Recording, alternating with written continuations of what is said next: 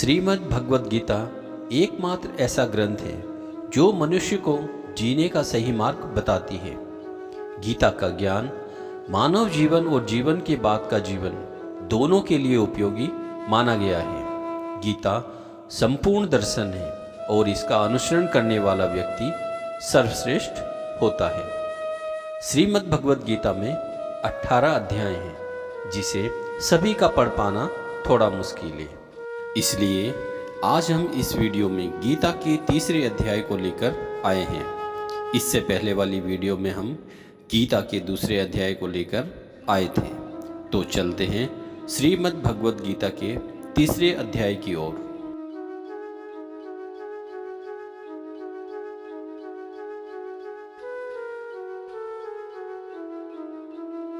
दूसरे अध्याय में भगवान श्री कृष्ण ने श्लोक 11 से श्लोक 30 तक आत्म तत्व समझाकर सांख्य योग का प्रतिपादन किया।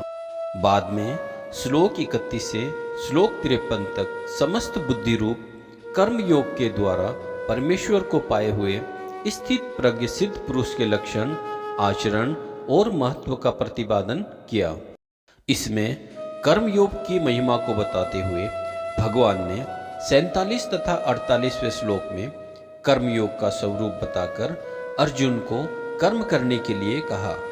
49वें श्लोक में समत्व बुद्धि रूप कर्मयोग की अपेक्षा सकाम कर्म का स्थान बहुत नीचा बताया। 50वें श्लोक में समत्व बुद्धि युक्त पुरुष की प्रशंसा करके अर्जुन को कर्मयोग से जुड़ जाने के लिए कहा। 51वें श्लोक में बताया कि समत्व बुद्धि रूप ज्ञानी पुरुष को परम पद की प्राप्ति होती है। यह प्रसंग सुनकर अर्जुन ठीक से तय नहीं कर पाया, इसलिए भगवान से उसका और स्पष्टीकरण कराने तथा अपना निश्चित कल्याण जानने की इच्छा से अर्जुन पूछता है।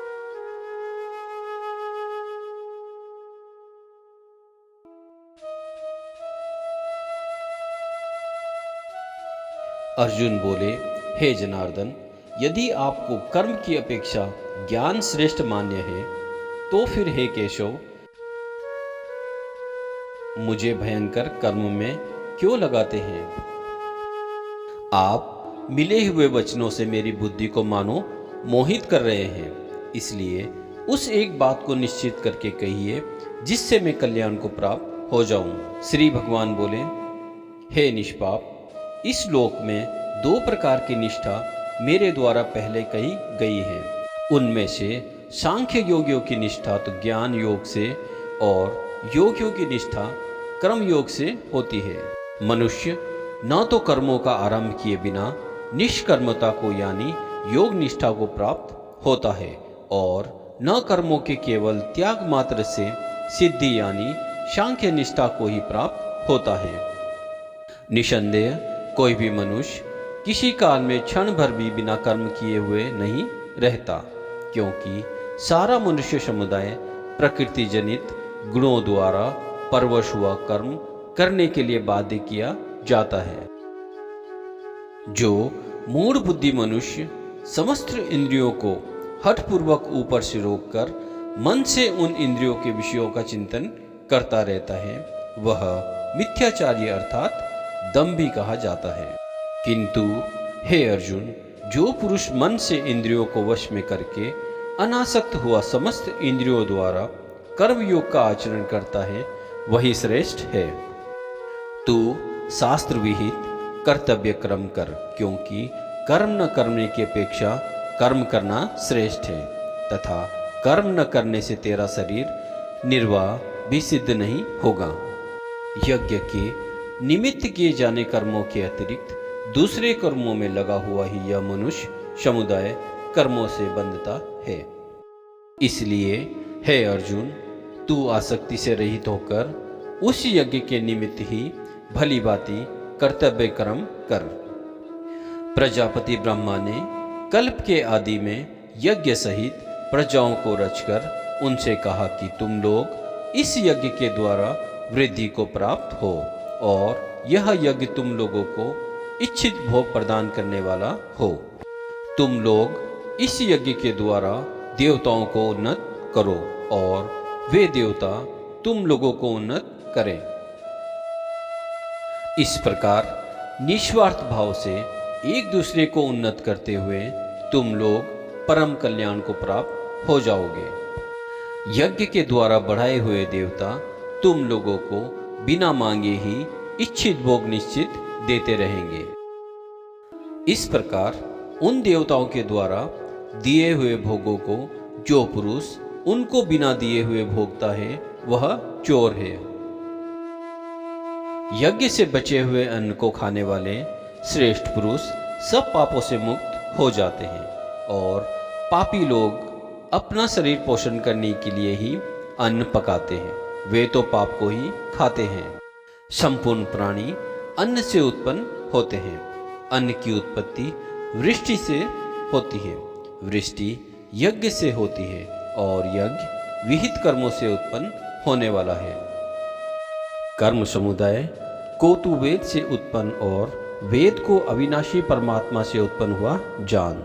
इससे सिद्ध होता है कि सर्वव्यापी परम अक्षर परमात्मा सदा ही यज्ञ में प्रतिष्ठित है। हे पार्थ, जो पुरुष इस लोक में इस प्रकार परंपरा से प्रचलित सृष्टि चक्र के अनुकूल नहीं बरतता, अर्थात अपने कर्तव्य का पालन नहीं करता, वह इंद्रियों के द्वारा भोगों में रमण करने वाला पापायु पुरुष व्यर्थ ही जीता है। परंतु जो मनुष्य आत्मा में ही रमण करने वाला और आत्मा में ही तृप्त तथा आत्मा में ही संतुष्ट है, उसके लिए कोई कर्तव्य नहीं है। उस महापुरुष का इस विश्व में न तो कर्म करने से कोई प्रयोजन रहता है और न कर्मों के न करने से ही कोई प्रयोजन रहता है, तथा संपूर्ण प्राणियों में भी इसका किंचिन मात्र भी स्वार्थ का संबंध नहीं रहता। इसलिए तू निरंतर आसक्ति से रहित होकर सदा कर्तव्य मार्ग को भली भांति करता रह, क्योंकि आसक्ति से रहित होकर कर्म करता हुआ मनुष्य परमात्मा को प्राप्त हो जाता है। जनकादि ज्ञानी जन भी आसक्ति रहित कर्म द्वारा ही कर्म सिद्धि को प्राप्त हुए थे। इसलिए तथा लोक संग्रह को देखते हुए भी तू कर्म करने को ही योग्य है, अर्थात तुझे कर्म करना ही उचित है। श्रेष्ठ पुरुष जो जो आचरण करता है, अन्य पुरुष भी वैसा वैसा ही आचरण करते हैं।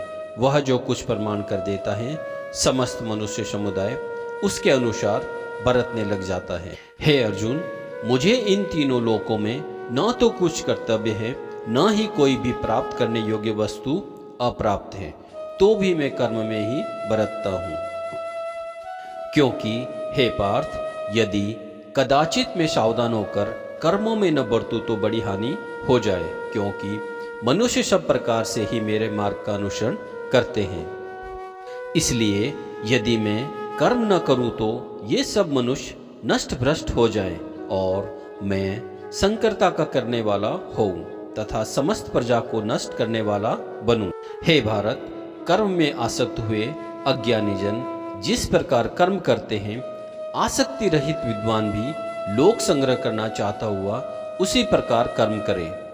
परमात्मा के स्वरूप में अटल स्थित हुए ज्ञानी पुरुष को चाहिए कि वह शास्त्र विहित कर्मों में आसक्ति वाले अज्ञानियों की बुद्धि में भ्रम अर्थात कर्मों में अश्रद्धा उत्पन्न न करें, किंतु स्वयं शास्त्र विहित समस्त कर्म भली भांति करता हुआ उनसे भी वैसे ही करवावे।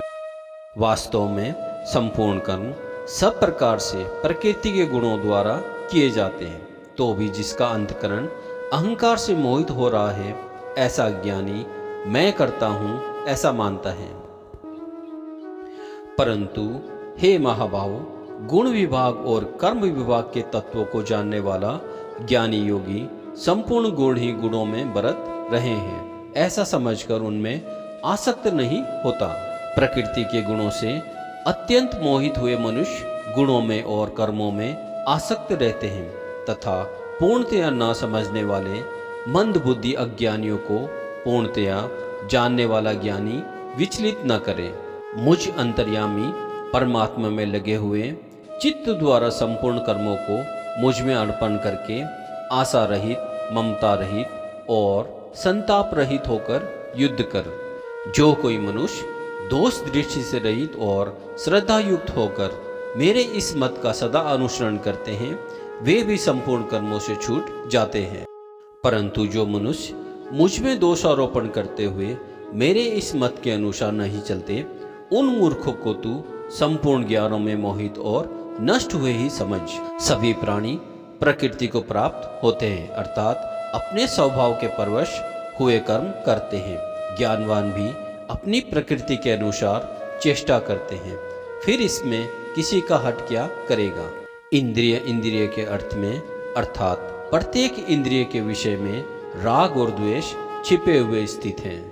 मनुष्य को उन दोनों के वश में नहीं होना चाहिए, क्योंकि वे दोनों ही इसके कल्याण मार्ग में विघ्न करने वाले महान शत्रु हैं। अच्छी प्रकार आचरण में लाए हुए दूसरे के धर्म से गुण रहित भी अपना धर्म अति उत्तम है। अपने धर्म में तो मरना भी कल्याणकारक और दूसरे का धर्म भय को देने वाला है। अर्जुन बोले, हे कृष्ण, तो फिर यह मनुष्य स्वयं न चाहता हुआ भी बलात् लगाए हुए की भांति किससे प्रेरित होकर पाप का आचरण करता है। श्री भगवान बोले, रजोगुण से उत्पन्न हुआ यह काम ही क्रोध है। यह बहुत खाने वाला अर्थात भोगों से कभी न अगाने वाला और बड़ा पापी है। इसको तू ही इस विषय में बेरी जान। जिस प्रकार धुएं से अग्नि और मैल से दर्पण ढका जाता है तथा जिस प्रकार जैर से गर्भ ढका रहता है, वैसे ही उस काम के द्वारा यह ज्ञान ढका रहता है। और हे अर्जुन, इस अग्नि के समान कभी न पूर्ण होने वाले कामरूप ज्ञानियों के नित्य वेरी के द्वारा मनुष्य का ज्ञान ढका हुआ है। इंद्रियां, मन और बुद्धि ये सब वासस्थान कहे जाते हैं। यह काम इन मन, बुद्धि और इंद्रियों के द्वारा ही ज्ञान को आच्छादित करके जीवात्मा को मोहित करता है। इसलिए हे अर्जुन, तू पहले इंद्रियों को वश में करके इस ज्ञान और विज्ञान का नाश करने वाले महान पापी काम को अवश्य ही बलपूर्वक मार डाल। इंद्रियों को स्थूल शरीर से पर यानी श्रेष्ठ, बलवान और सूक्ष्म कहते हैं। इन इंद्रियों से पर मन है, मन से भी पर बुद्धि है, और जो बुद्धि से भी अत्यंत पर है वह आत्मा है।